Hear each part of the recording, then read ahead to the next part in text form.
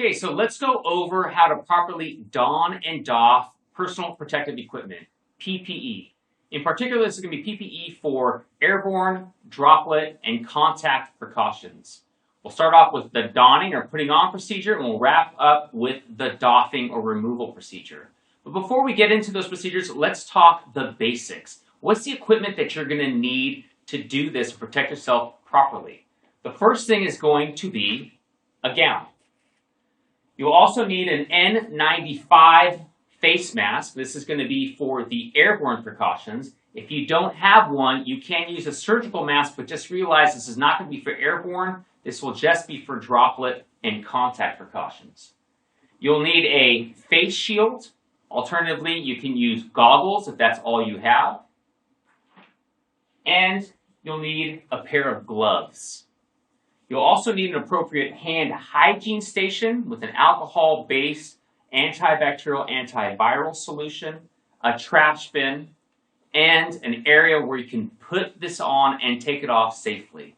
So usually when you have a donning area, it's going to be outside the patient's room or outside the isolation room where you have all your equipment, you have your hand hygiene station, you can put things on safely and take things off safely. Before you start, you also want to think about, well, what do you have on your person? If you have jewelry such as watches, rings, earrings, necklaces, you might want to consider taking those off as they can be nices for infection.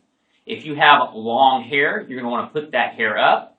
Alternatively, in addition to that, you can wear a hair bonnet. And if you have a beard or facial hair, you're going to need to shave that off so that you can appropriately have a good seal with your N95 mask. So let's move on into the donning procedure. The first thing you need to do, and this is a cornerstone for PPE, is good hand hygiene.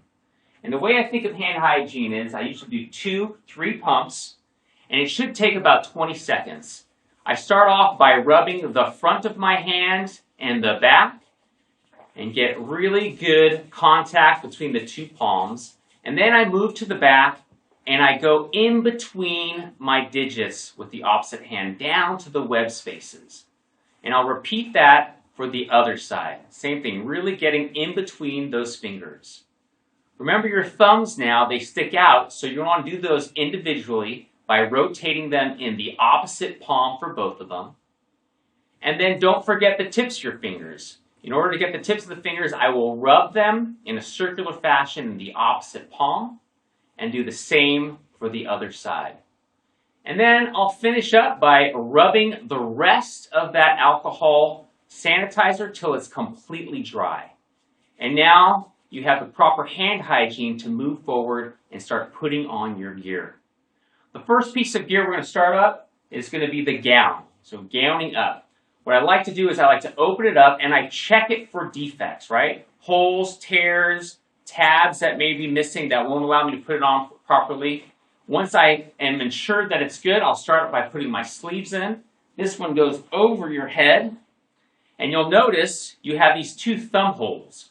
Those are going to be for right before you put your gloves on. You don't need to do that right at the beginning, but realize that you will need that to get a good seal between the glove and the sleeve. Tie it up in the back. If you have a necktie, you'll do the necktie. This one doesn't have one. It just goes over your head. And then now you're gowned up. The next step is going to be your face mask, so the N95. And when I'm doing the N95, I like to cup it in my hands so that I have my 2 straps here. And what I'll do is I'll put it onto my face and pull that first strap over my head to the crown of my head, right at the top. And the second, the lower strap, I'll pull over, and you want to bring that all the way down to the nape of your neck where you don't have any hair. Make sure that the straps are nice and flush, and now you're ready to mold the mask to your face. This is really important because you need a good seal to protect you from any of those airborne precautions, the viruses that might be aerosolized. The molding process starts at the nose. I push and mold it along my nose. And then what I'll do is I'll move around my face to make sure I have a good solid seal. And this is why you can't have a beard, you'll break that seal. The last part really is checking for any air leaks. And to do that, you'll exhale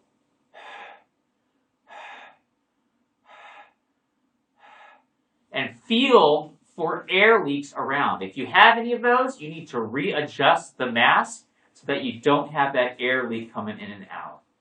And so now you're masked up, you're molded, it's sealed. The next step is going to be the face shield or the goggles. If you're wearing goggles, it's pretty much put them on, put the strap back. These need to go over glasses if you wear eyewear.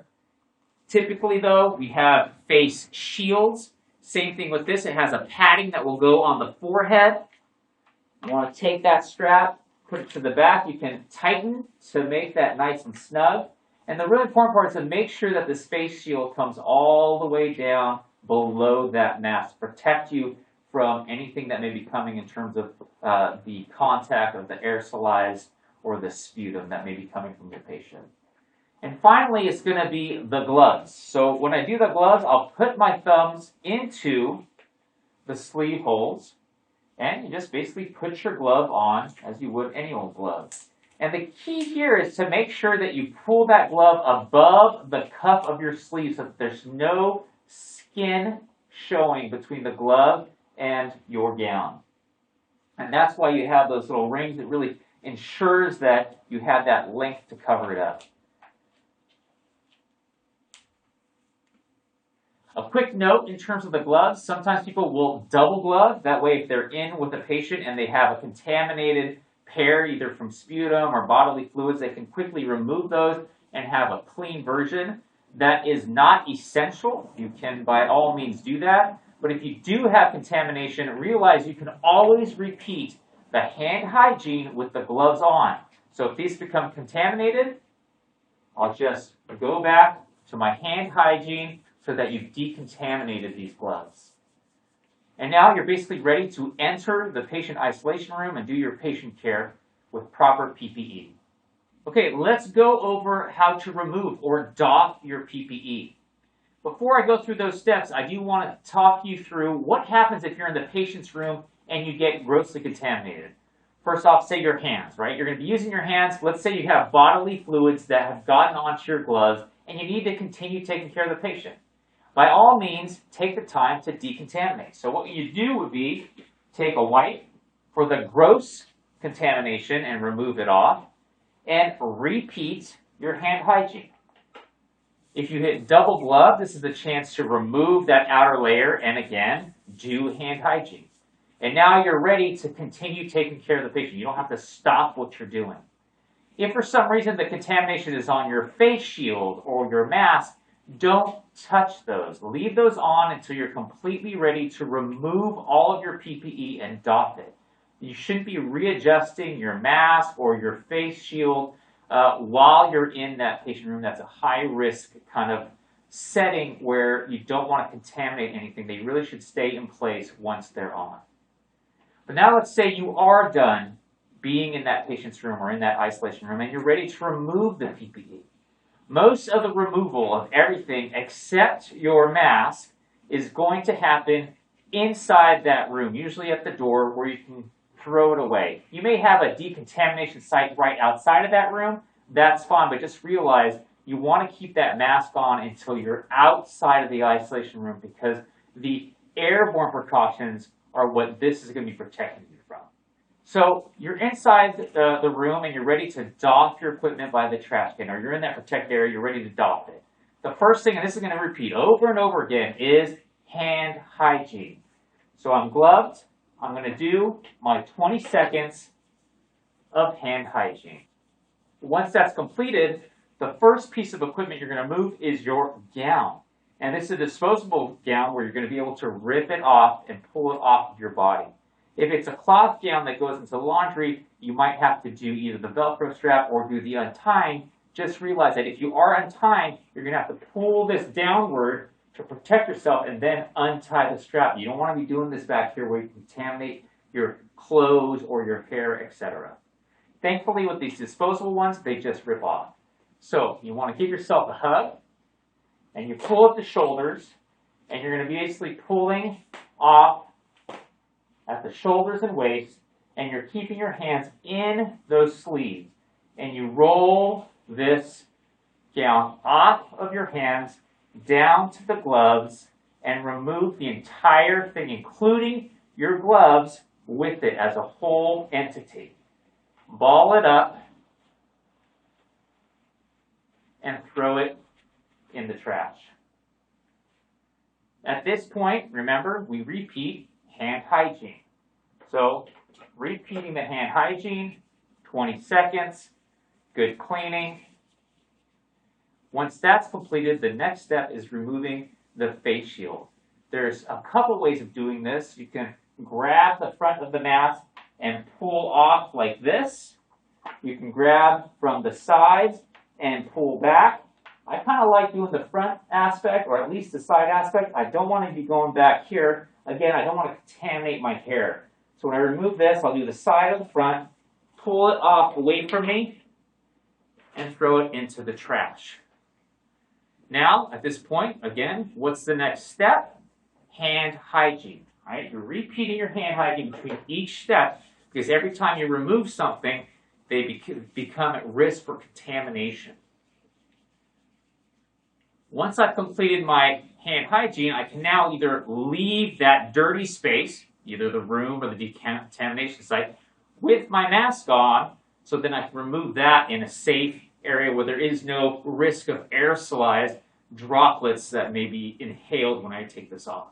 Okay, so once you've removed yourself from the isolation room or the patient's room where there's the risk of the aerosolized virus or infectious particles, you can now safely remove your N95 mask or your respirator. And so before you do this step, you're going to want to, again, repeat your hand hygiene, right? Making sure your hands are as clean and decontaminated as possible. This is a 20-second procedure. I'm not going to go through the whole thing again because it's just going to bore you guys to death. But once you have your hand hygiene, you're now ready to remove the mask.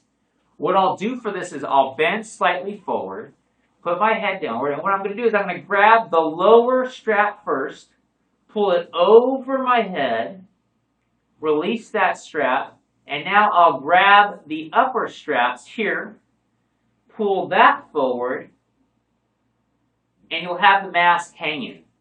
And then you can just throw it right into the trash can. I'll take this opportunity to remove the hair bonnet, and then you're going to wrap up the doffing procedure with good hand hygiene again. Right? So 20 seconds of really making sure you're cleaning your hands to decrease the spread of infection.